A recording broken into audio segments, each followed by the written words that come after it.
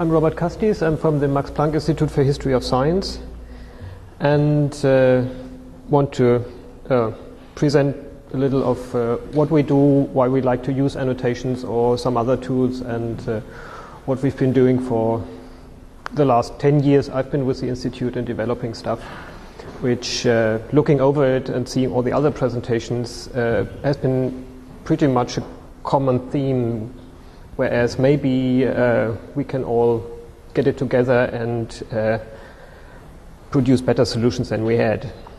So as historians, especially historians of science, what do we do? Well, mostly we work with study and publish references to historical sources, which in the digital age, of course, are scanned books, manuscripts, notebooks, photos of objects to represent objects, or historical photos to represent the photos as photos, drawings and paintings, so stuff without text, digital text where we have them, and all kinds of data, and especially, well, going to newer science, of course, study of data will be much more important. And as I said, well, at least our development group at the MPI for History of Science is already 12 years old now, and the Institute has always been interested in new technologies in the humanities, and one of the visions of our director, he said, yeah, what he wanted to know is just not having a web that is passively consumed, but all the research being able to produce a new network, or at least add to the network for others to use. So with the close and distant reading of kinds of sources, so we've also been, well, a large part of the first 10 years was bringing sources, historical sources to the net, being very active in open access movements, because it's all no very good if you can't access it openly. And then in the work being able to create comments, relations, narratives, what in the past you did in your notebook on paper or whatever, but maybe you could do that digitally, and if then you could share that with other people during the process, to being able to collaborate or share the result, so the publication, so to speak, with everybody in the end. And so one of the additional ideas was, well, gee, how nice if we had bidirectional links, so that if I reference something in my publication, also the reference source would know about it. So when I go to the source, I can find out who else has referenced this source. And in that way, it would create a semantic network of sorts. So for one of the things that was started even before I was there, from 98, was publication on manuscript by Galileo Galilei, where they had these notebook pages and then transcribed bits of it with a text, and cross-linked the text, and also transcribed some of the construction details on the manuscripts. Then, just for a different angle of it, there's the work from archaeology, where there's lots of photographs and information in databases about all the different graffiti on old and new on those buildings, and also so that we have kind of image annotation, like with the first bit, linking images to data. And another more recent one is working on the notebooks of Thomas Harriot.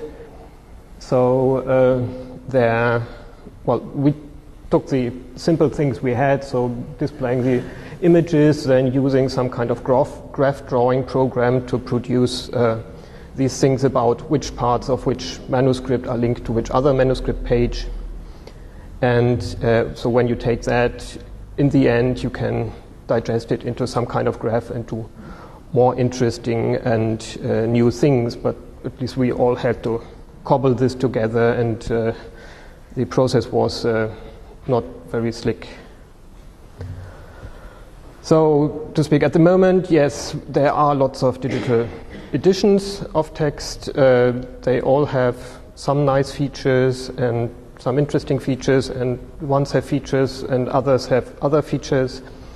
And lots of wheels have been reinvented, but most of them, as Rob had this nice image of it, are data silos, even what we produced. And the question is, are annotations and annotation standards a solution to get the data out of this and have common tools that we can all use to do that? So to come to the practical part, just briefly show some of the tools that we've built that deal with annotation. So last 10 years we built lots of stuff, and this is just some of it. So we have the scaling image server, which did what you could call client-side annotations already in 2002, and which was one of the features that why we had to invent it, because nobody else did.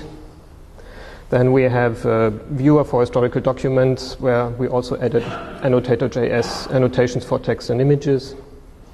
And we have also built our own annotation store to be able to store the annotations and work with it.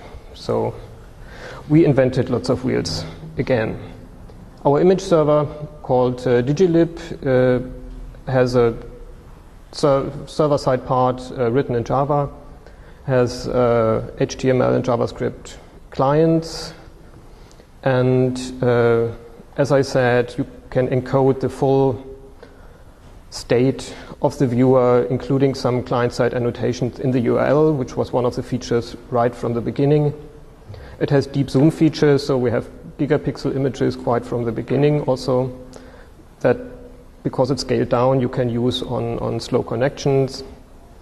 And I've added server-side annotations with Annotator.js a couple of years ago. It's still work in progress. It has a IIIF API, whereas I can say that maybe we can improve the IIIF image API. I do not really like all of it, but anyway. So at least for the interchangeability point, that's very nice. It's all open source. Client-side annotations look a bit like this, so you can just take the URL because it always updates, there's no hidden state in it, and you can have a little red dot on it and just put it in an email, send it to somebody, say, well, look at this part of it. And then when you have it, you can zoom out, go to other pages, really look at the full source that you have. This is what the server-side annotations with Annotator look like.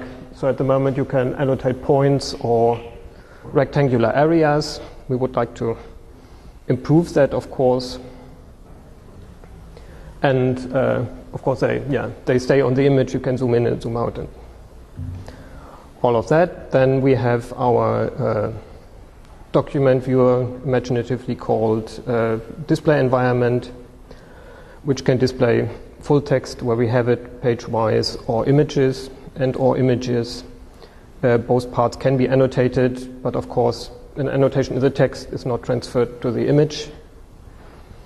It's written in Python and SOAP, so maybe you don't want to reuse it, just look at the features, but it's open source, so you can do that if you wish. So here you can have, that's the text display. It also has morphological tools on the back end, so that it does morphology and linking to dictionaries for Latin, Italian, and ancient Greek and other stuff. And there's also the same image annotations that you saw, because it's using the same Digilib image features. Then we've built our own annotation store based on Neo4j, where which we use to be able to play a bit with the annotation model, because doing that straight away in RDF is a bit complicated, especially when the model changes every few years. And so this is a bit what it looks like when you look at the annotation store. Open issues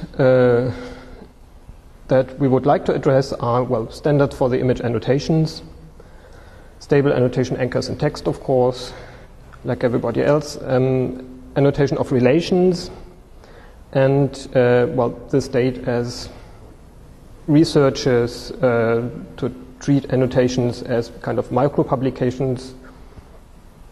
So really treat these bits as really results of research, or being able to evaluate and vet them as results of research. So I have some ideas about annotating image areas, which at the moment, you have this rectangular stuff, or they just say, well, use SVG, but use the right kind of SVG and don't use the wrong kind of SVG. So my proposition would be do not use pixel coordinates, use something like well-known text or GeoJSON. Maybe in the open space session, some other people interested could join, so we can hash something out. For annotation anchors in text, at the moment it's based on HTML DOM mostly, and at least for us it would be very helpful because we can have IDs in the original XML text that we can project to the HTML, so that we could attach the annotations also to the XML ID. And I think that would just be a small change to the annotator plugin maybe.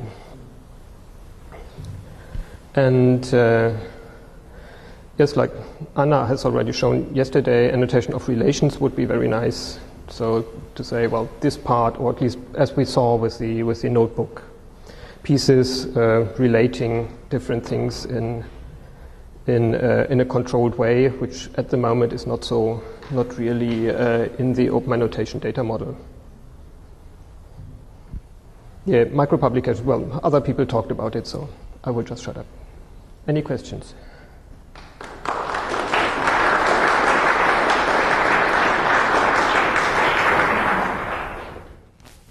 Greg Kellogg. Annotating relations would seem to require property graphs rather than an RDF data model. Is that something that is that a conscious decision, or do you have any comment on that? I really don't care how it's done, as long as it's possible to do it.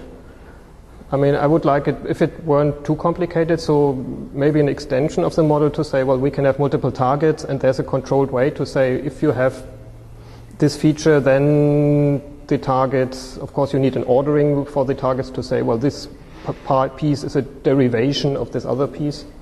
Maybe something like that. I don't know, so maybe it's easier outside of RDF, but in JSON LD. Just a note to that, the Open Annotation data model does support annotation of relations by annotating named graphs of RDF. It's just that the user interface for it is obviously very challenging to build, but the model supports it. Great, thank you.